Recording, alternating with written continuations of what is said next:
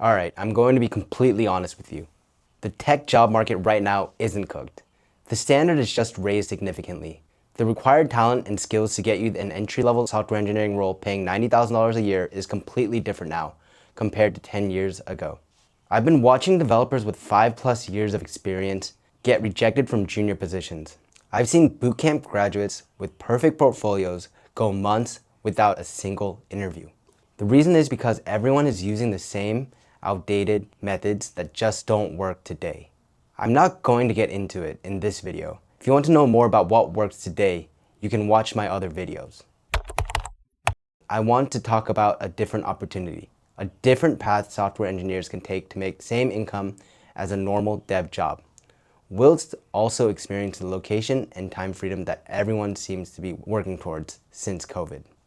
What nobody's talking about is while everyone's fighting over the same shrinking pool of traditional tech jobs, there's this massive opportunity sitting right in front of us that most developers completely ignore.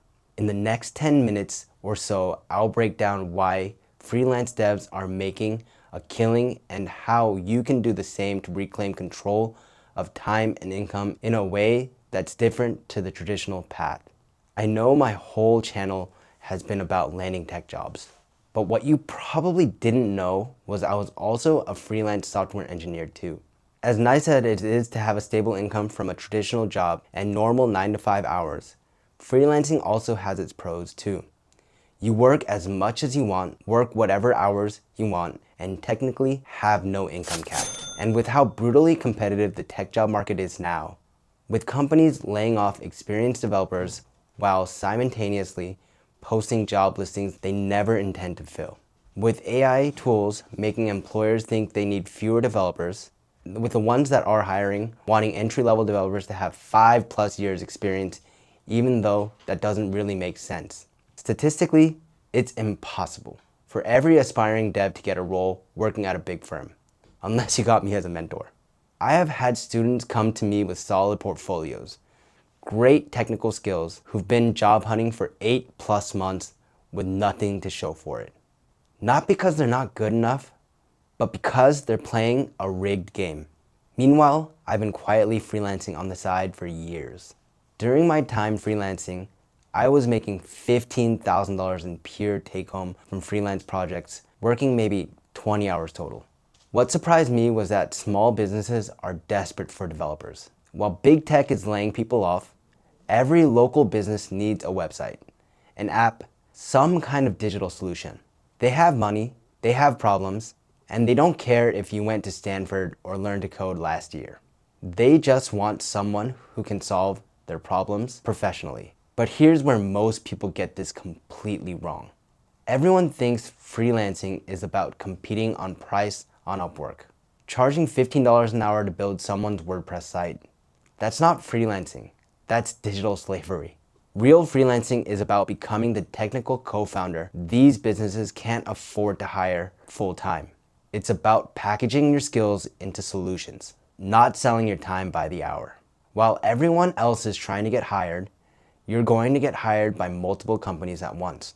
Instead of hoping one company values you at $80,000 a year, you're going to have 5 companies each paying you $2,000 a month for ongoing work. Same money, but you're in control. And that changes everything. The modern freelancing reality now I know because the last time I did freelance work was last year.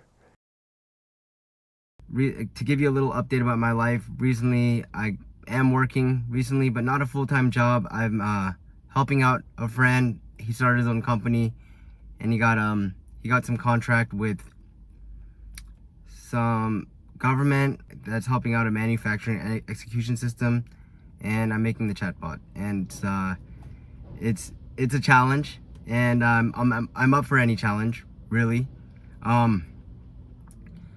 So I've made a lot of progress on that. And another update, I haven't shaved since I've been laid off, for like the 6 to 8 weeks that I've been laid off. People are gonna come at me in the comments saying things like, he did this X years ago, what he's saying won't work now, or the freelance market is so much more saturated now. I have mentees making successful careers as freelancers right now. ultimately led to me finally landing my first freelance job. I Phil made a connection to somebody who was a ex CMO, I think, of IKEA, which was the website that I made for him. And ever since then, we've kind of kept open communications, and anything that needs for the website or maybe something else he's looking at creating, or even some random like business solution type things that another company might ask him for, I've been able to dip my toe in that, provide some quick solutions. With that in mind, let me break down how freelancing actually works in 2025. Because everything has changed. First, the AI tools like Claude and GitHub Copilot have cut development time in half. This may sound scary, like you don't stand a chance, but this is your advantage. You can now deliver projects twice as fast, which means you can serve more clients or charge premium rates for speed. I watched a senior developer charge $30 an hour because he was competing on time. Meanwhile, I charge $2,000 for an MVP that takes me 10 hours to build with AI assistance. Same work, completely different framing. Pillar 1, solution over specialization. Here's the beautiful thing about freelancing.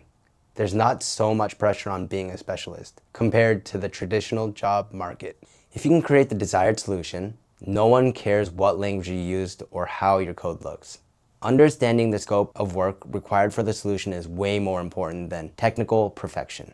This means really understanding your target market, what problems they face, what solutions they need, and how much those solutions are worth to them. Pillar 2, package, don't price. Stop charging hourly. Instead of I charge $50 an hour for development, I'll build you a complete e-commerce solution for $5,000.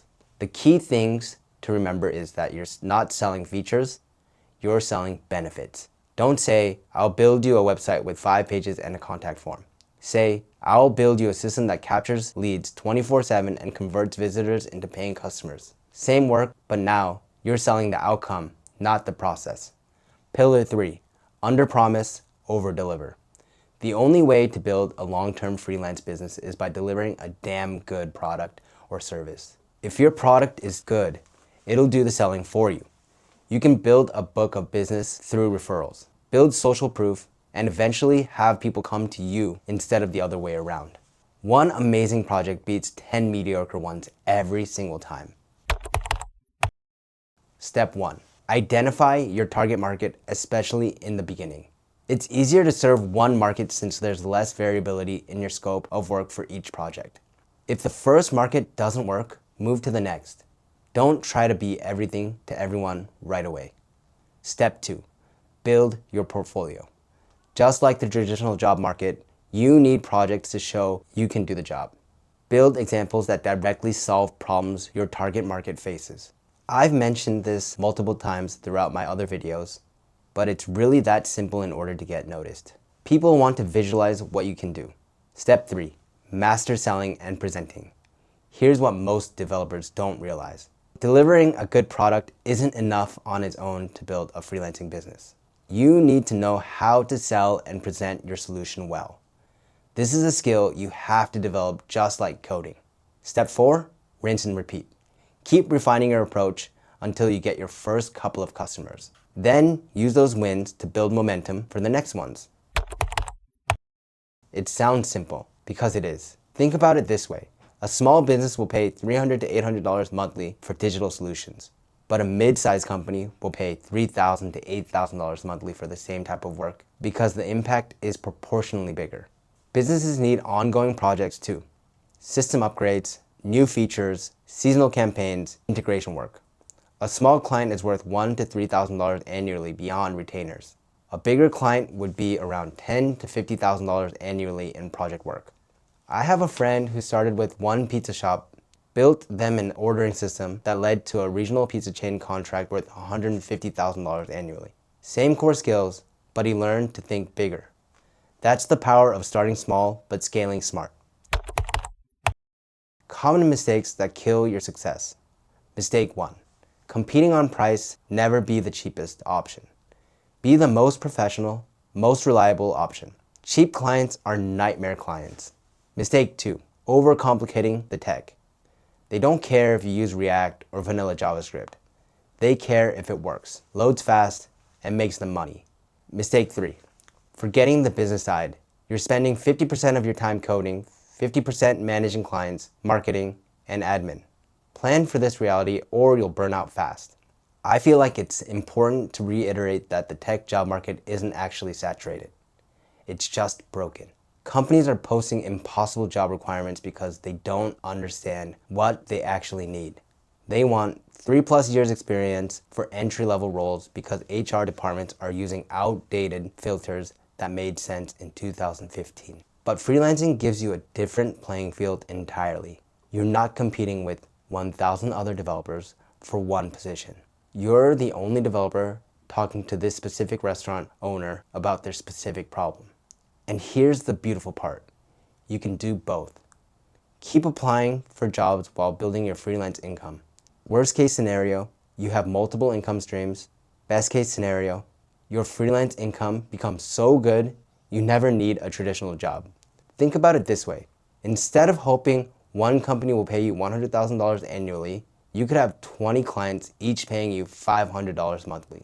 That's $120,000 annually, and you're the boss. Why this works even better now? The remote work revolution made small businesses realize they don't need local developers. But it also made them realize most developers don't understand their business. If there's anything you should take away from this video, it's that you're not just a developer. You're a problem solver. You're someone who can take a business's vision and turn it into reality. Every business owner I've worked with has the same story. They had an idea, they needed technical help, and they were willing to pay well for someone who actually understood both the technical and business sides.